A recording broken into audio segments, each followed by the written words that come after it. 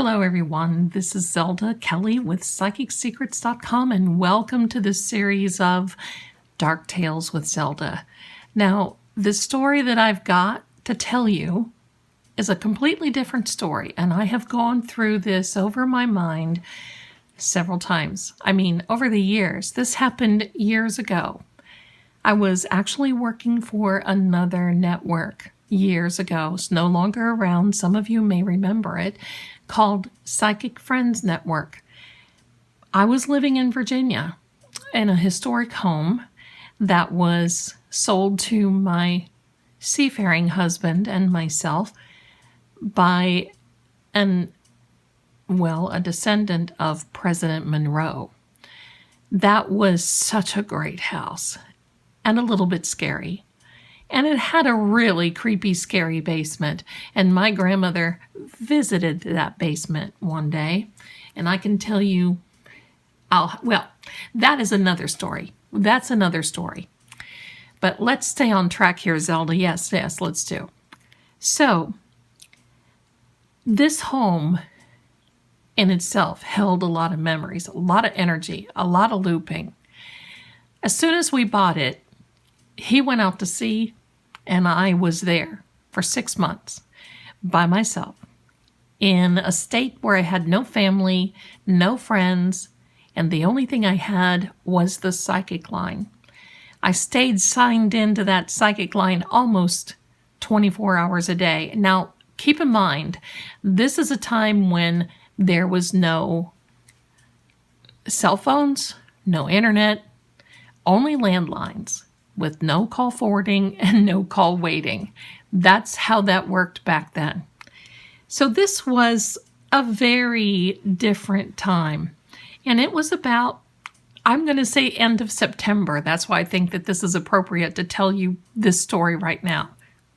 Years ago, end of September, in a historic, somewhat creepy historic house, and going into October. During one of my late night calls, and usually the calls that came into me were anywhere between 1 a.m. and 4:30 a.m. Eastern. At about 3 o'clock in the morning, my phone rang and I answered. Now, it was from a gentleman who said his name was Jack.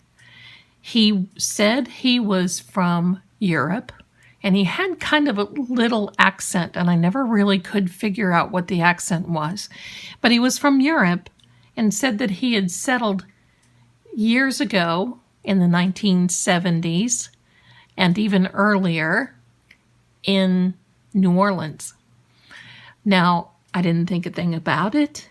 He went on to tell me a lot of things, but he had a very hypnotic voice. And as I laid out the cards for him, I thought this was pretty interesting.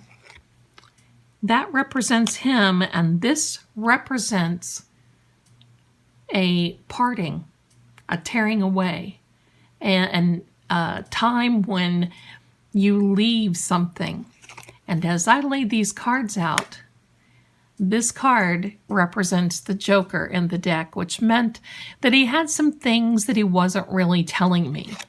And as I went on and talked with him, I could tell that he was a little frustrated because he was trying to trust me with information that he thought that he had. And this is the other Joker, which means that he has, I love these Jokers in this deck. This is the medieval playing card deck, by the way. But this means that he has huge, huge secrets, things he never revealed, things that he never told.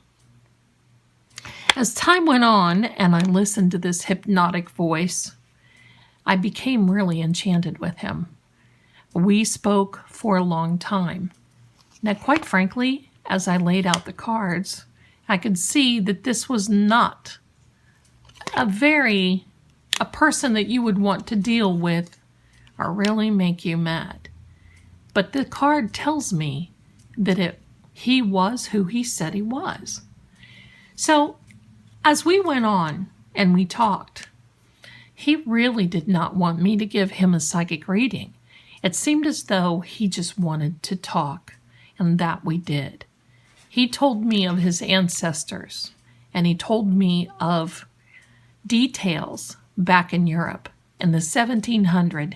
I mean, details that you would not even think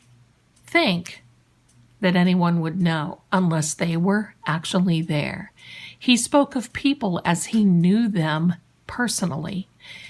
He actually started to tell me a few things, told me that he had sought me out for years, wanting to find me because he knew one of my relatives in Europe way back hundreds of years ago. Now, I became more intrigued. I wanted to hear what he had to say. So as time went on, I realized that this man definitely was something that I had never encountered, or a person that I had never encountered before. This person definitely is who he said he was, and he was extremely worldly. Knew things that I wondered how on earth he would know. But the very intriguing part was he started to tell me about my ancestors. Only things that I knew. Only things that would be very, very hard to pick up. He then started to tell me some things that he felt were going to happen in the future.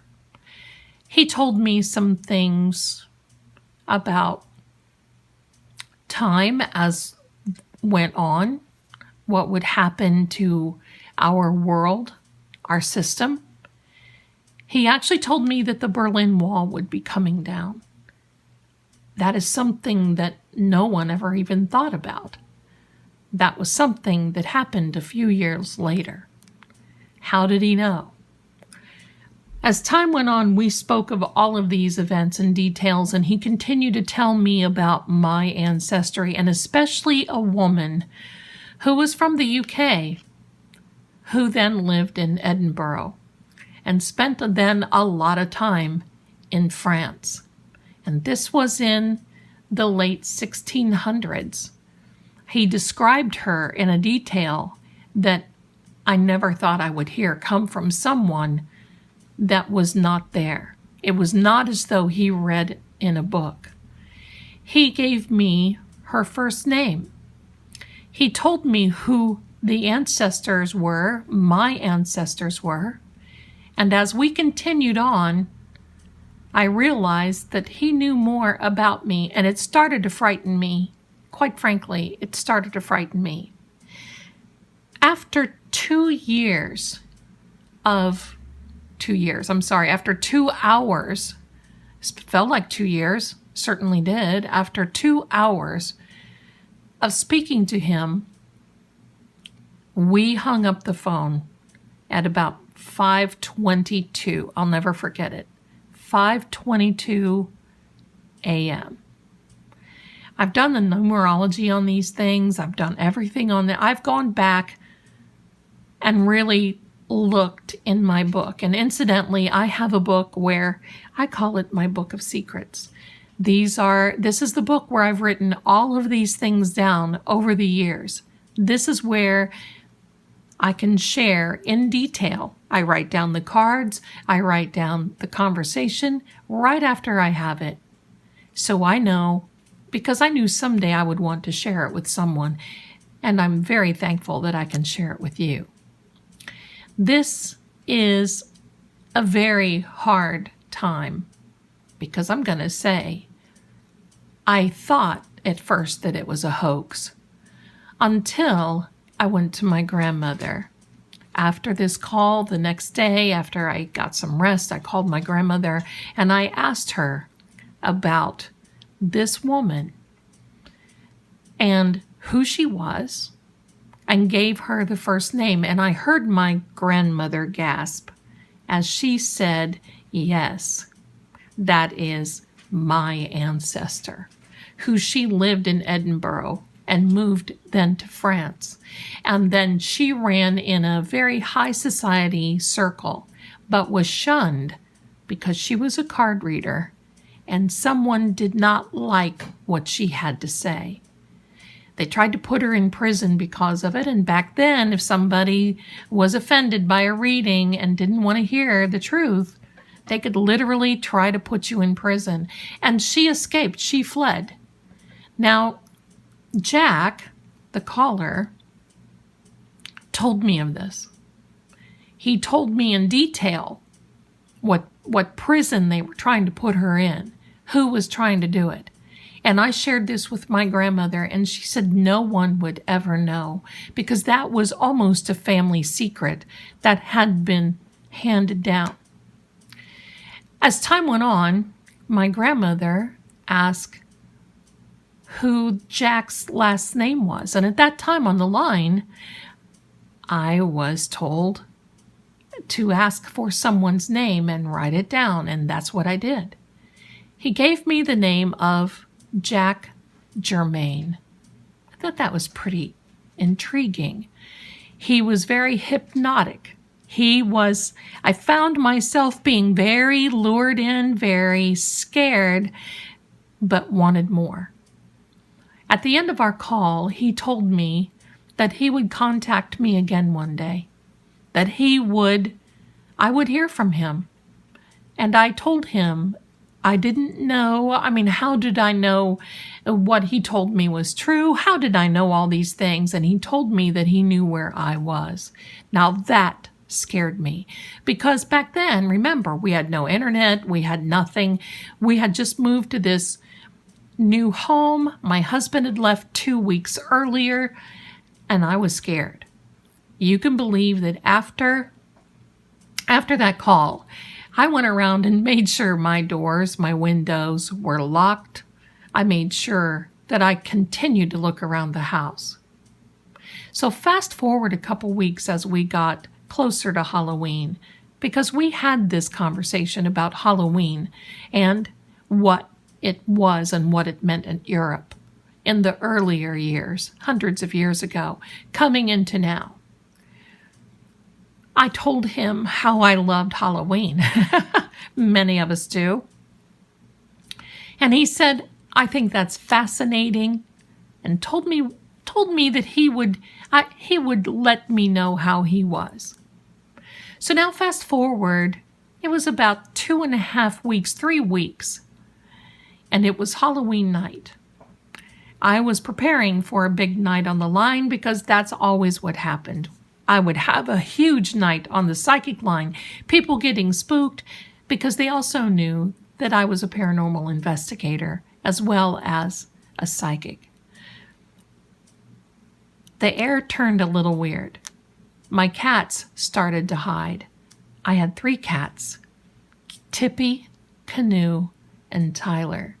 After all, we lived in President Monroe's descendants' house, right? So it was Tippy, Canoe, and Tyler too. So Tippy, Canoe, and Tyler hid.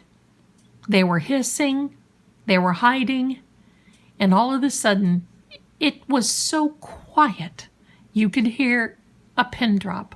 And we lived in a neighborhood, and it was just silent.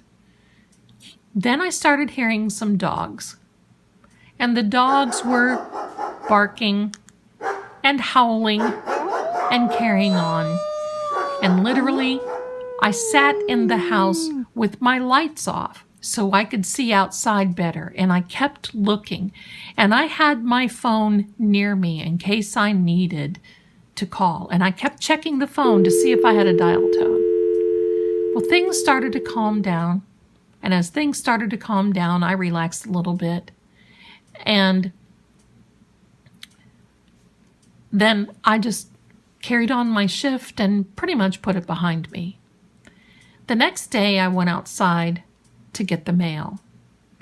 And as I walked out the front door, there on my front step was a pair of those plastic vampire teeth the kind the kids wear, you know, trick or treat. I didn't really think too much about it, but it was a pair that looked older, that had been around for a while. And as I picked them up and looked at them, there was scratched into the top between the two teeth, the two vampire incisors there, was scratched a heart and the letter J. Now, that went through me like a shot, and I had those teeth for years, and as the time went on, I moved, things got lost, and I wish I still had them. I started looking around and went to the library a few days later. Started asking the librarian about things. She looked at me a little funny because I kind of told her a little bit of the story, so I knew I wasn't able and should not tell her everything. I found information on a Jack, all right, from New Orleans, from the 1700s and even the 70s. The name of this man was Jacques Saint Germain. He was a famous vampire who had a very, very famous incident in New Orleans. I'm going to invite you to look that up. Now, is this real? I hope so. Could it be an elaborate hoax? It could be, but I don't see how it could be, honestly, because, well, it would have been very difficult to carry that type of thing off. I actually called the call center where the calls were forwarded to. And when I asked about my call with Jack, after several minutes, came back on the phone and said, "We don't know where that origin of that call came from. We have a record of the call, but we don't have an origin of that phone call." So could it be coincidence? Could it be a hoax? Oh, a hoax? Sure, absolutely. But what if it wasn't? I'd like to think that it was not. What if it just wasn't an elaborate hoax? What if? I've always thought I would get a call from him again someday. I haven't yet. But Jacques, if you see this, just know I sure would love to hear from you again. Thanks so much for watching, but I have a little bonus content for you. So what I would like to do is put these cards away, and I would like to give you all just a little general reading. How's that? So we're going to shuffle this, and this is your reading from me and Jack. So here we go. We're just going to lay out a couple of cards, and here we are. Ready?